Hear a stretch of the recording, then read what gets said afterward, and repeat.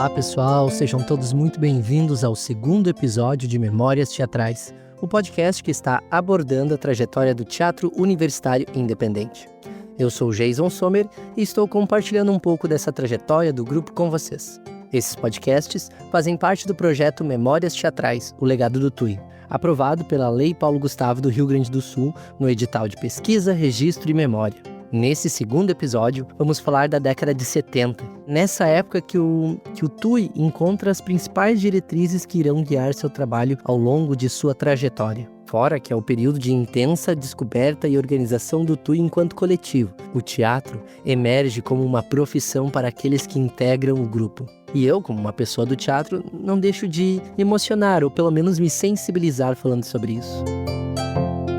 O grupo de jovens artistas se mobiliza para dar continuidade ao trabalho do teatro sem a tutela da universidade. O TUSM fica para trás e se reorganiza como TUI, Teatro Universitário Independente. O grupo era composto por universitários e os tinha como público-alvo. O primeiro trabalho totalmente desvinculado da UFSM, realizado em 1970, foi o espetáculo Amor a Oito Mãos, texto de Pedro Bloch, que teve um certo sucesso, mas não obteve uma grande continuidade. Os últimos registros que tivemos acesso desse espetáculo são datados do fim dos anos 70. Em 71 é que o TUI tem um salto na experimentação de seus trabalhos. As pessoas vinculadas ou próximas ao grupo tinham uma ânsia por fazer um teatro engajado e relevante à sociedade da época.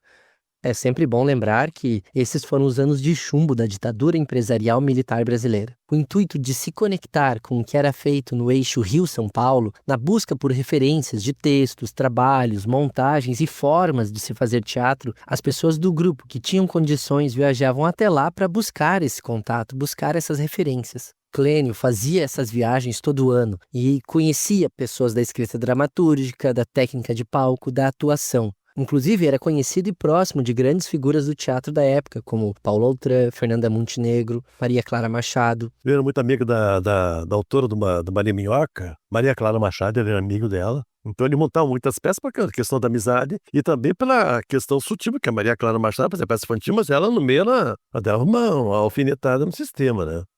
Esse é Jair Alain. Ele foi integrante do TUI durante os anos de 75 e 76, e mesmo fora do grupo continuou uma amizade e uma parceria com o Clênio. Em uma dessas viagens, integrantes do grupo se depararam com as montagens de João Bettencourt, um grande dramaturgo brasileiro, e que naquele momento, as montagens dos seus textos estavam chamando a atenção no eixo Rio-São Paulo. Após assistir e ter contato com o trabalho de Bettencourt, surgiu a vontade de montar a obra Onde Não Houver Inimigo, Urge Criar Um texto com poucos atores, o que facilitava a montagem e circulação pelo interior do estado. A montagem do TUI impactou tanto pelo trabalho dos atores, quanto pela inovação que trouxe aos palcos do interior do estado. É um dos primeiros trabalhos gaúchos, quiçá do Brasil, mesclar cinema e teatro. No texto, o autor sugere uma cena inicial feita com slides, onde apareciam os dois personagens da obra interagindo, e ao final das imagens, os atores estavam em cena, e o espetáculo se desenrolava à frente ao público. O grupo quis experimentar algo diferente, e como o movimento de cinema estava crescendo em Santa Maria, e um dos integrantes tinha uma Super 8, se propuseram fazer essa parte inicial como um filme.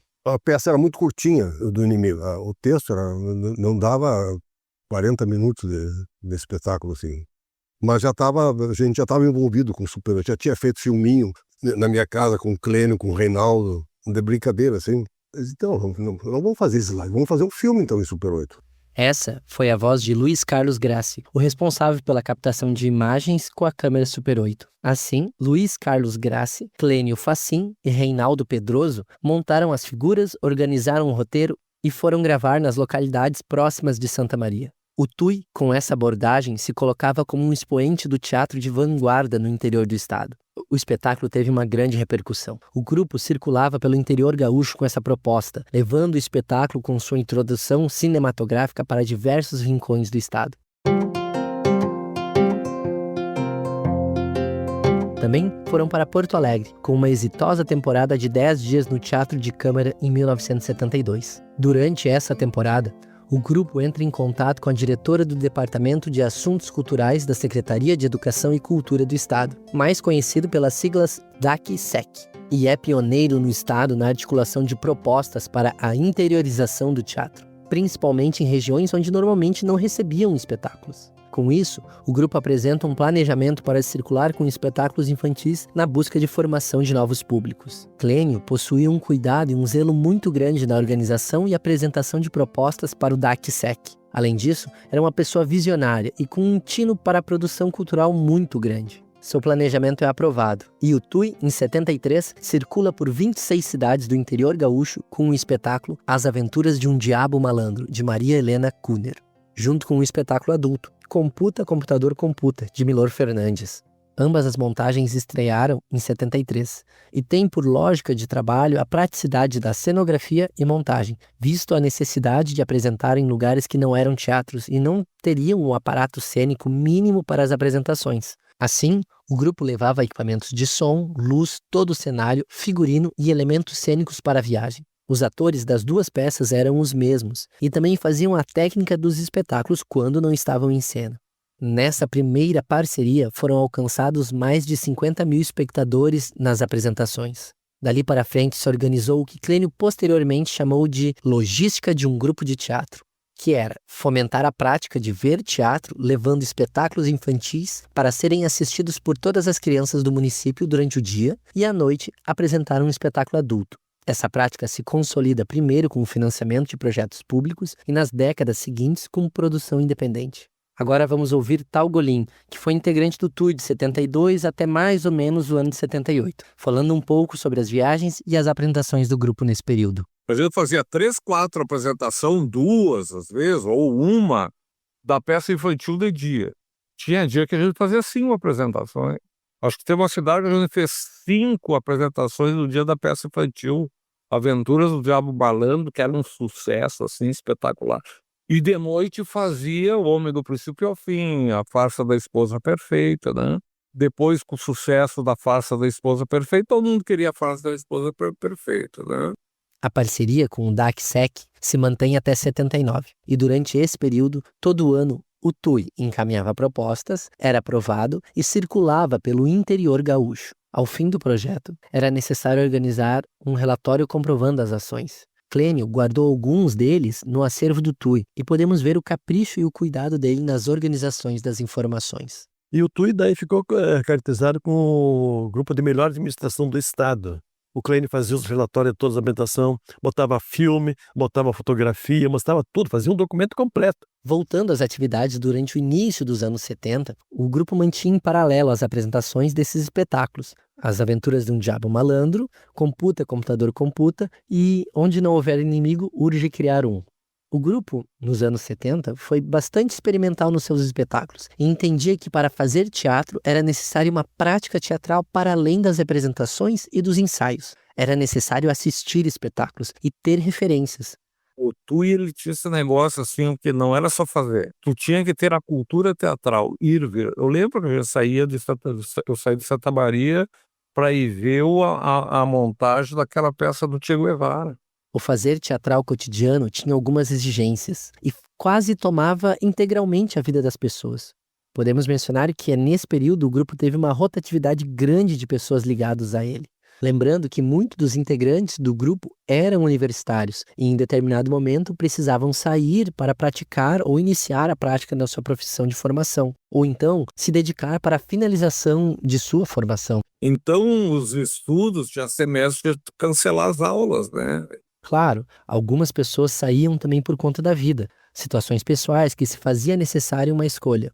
Muitas pessoas entravam e ficavam durante 1 ou 2 anos trabalhando, outras ficavam mais tempo. Algumas delas, como Jair Alain e Tal Golim, integrantes que passaram pelo TUI nesse período, dizem o quanto eles trabalhavam muito, mas recebiam bem. Porque nós ganhamos muita grana, entende? Ali em 73, 74, 75 e 76, muita grana, por causa das nossas turnês.